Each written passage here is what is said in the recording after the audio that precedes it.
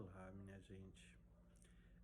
Dando continuidade àquilo que me propus, hoje nós vamos comentar acerca do sexto capítulo do livro, né? Fenomenologia e Psicologia, as Teorias e Práticas de Pesquisa. E o sexto capítulo traz uma dissertação, o resultado de uma dissertação de mestrado realizada por Cássia Carina Amorim Gomes, que foi buscar a vivência de crianças com diagnóstico de câncer. Foram 10 crianças que ela entrevistou e com as quais ela trabalhou em realidade, e a cada uma delas deu o nome de um personagem de um filme. Então nós temos Rapunzel, nós temos Robin Hood, nós temos Pocahontas, que as crianças escolheram. Foram elas que escolheram os nomes que elas gostariam de ser lembradas no trabalho de pesquisa. Então o título é "E a vida sofre transformações, compreendendo a vivência de crianças com câncer". Ora, uma criança a ser acometida por câncer, ela passa por transformações inumeráveis. Além da dor, da invasibilidade do tratamento a que elas precisam ser submetidas, tais como químio, radioterapia, cirurgias que são realizadas, as intercorrências médicas em que elas precisam ficar internadas com as suas mães, maioria das vezes, não é? Tudo isso gera angústia, tudo isso gera insegurança, tudo isso gera a possibilidade da autoperda, porque nas entrelinhas dos discursos são trazidas, são trazidas para nós essas informações acerca da finitude, acerca das perdas. A Cássia, ela foi brilhante quando ela utilizou um livro da professora Nucci chamado Leão Sem Juba. O livro conta uma história de um leão que precisou ser cuidado, e nesse cuidado ele tomava alguns remédios, e um desses remédios fez com que caísse a juba dele, não é? O orgulho. Todas as crianças, mais especificamente uma delas, quando a Cássia leu esse momento do livro, virou para ela e disse assim: eu sei como ele se sente, eu sei muito bem como ele se sente. E a Cássia perguntou: como assim? Ele está triste, igual quando eu perdi meu cabelo, devido à químio. Foi a químio que fez eu perder meu cabelo. Mas a gente tem que...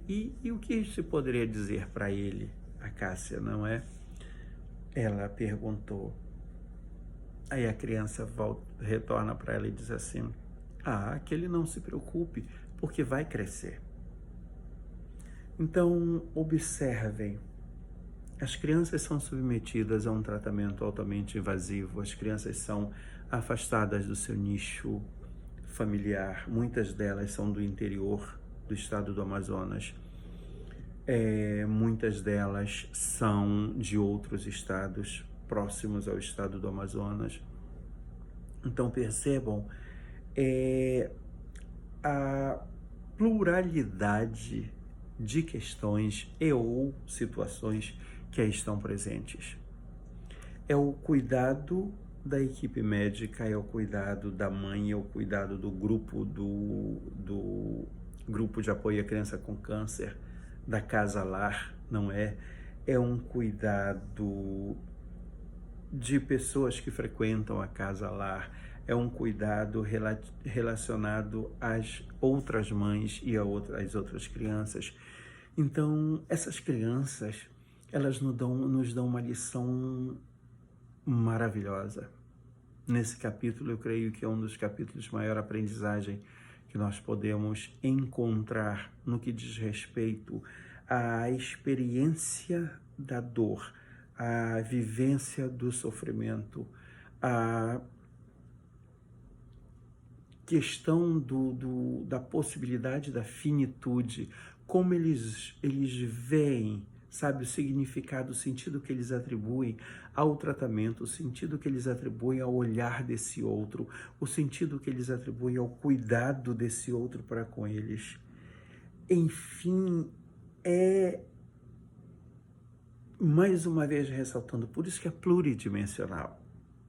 Trabalhar com crianças numa condição como essa significa você se despojar. Significa você se despojar de alguns conceitos herméticos, de alguns conceitos, sabe, que eu colocaria até na condição de caducos diante de uma situação que nem é que essas crianças vivem. Não há essa questão de eu preciso ser neutro. Não há na vida, não tem neutralidade. Não existe neutralidade na vida, minha gente. O que existe é você conseguir colocar os teus valores um pouquinho de lado e não permitir que, inclusive, a tua teoria esteja entre você e esse outro. E Cássia fez um trabalho brilhante nesse sentido. Você percebe o quanto ela foi íntegra, o quanto ela foi verdadeira, o quanto ela foi genuinamente ela na relação com essas crianças. E resultou nesse trabalho lindo. Resultou em um capítulo de uma densidade tamanha, resultou em um capítulo de uma aprendizagem imensurável. Então, resgatando aquilo que eu tenho feito, não é? Nos outros vídeos, acompanhar não é somente acompanhar. É cuidar, é zelar, é desvelar, não é? Então, o cuidado, ele não é apenas cuidado.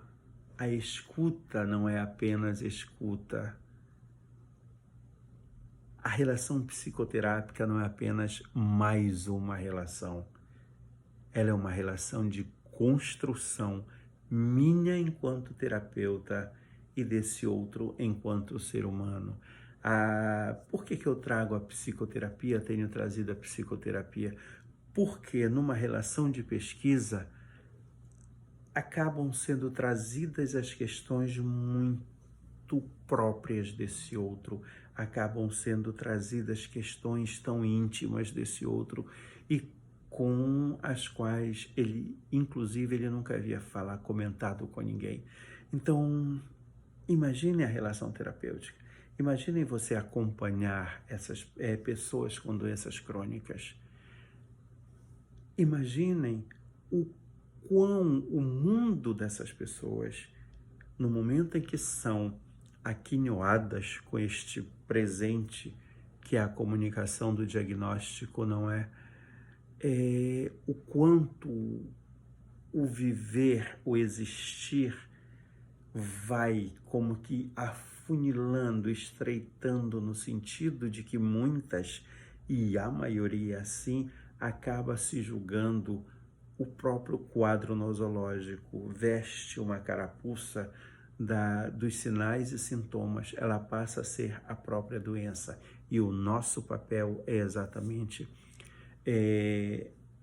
retirar esse véu, por isso desvelar, é retirar esse véu, é retirar delas ou trabalhar no sentido de que elas próprias consigam perceber o sentido que elas atribuem a cada uma daquelas situações que elas estão vivenciando. Então, é ir além. Psicologia é ir além. E é por isso que fascina.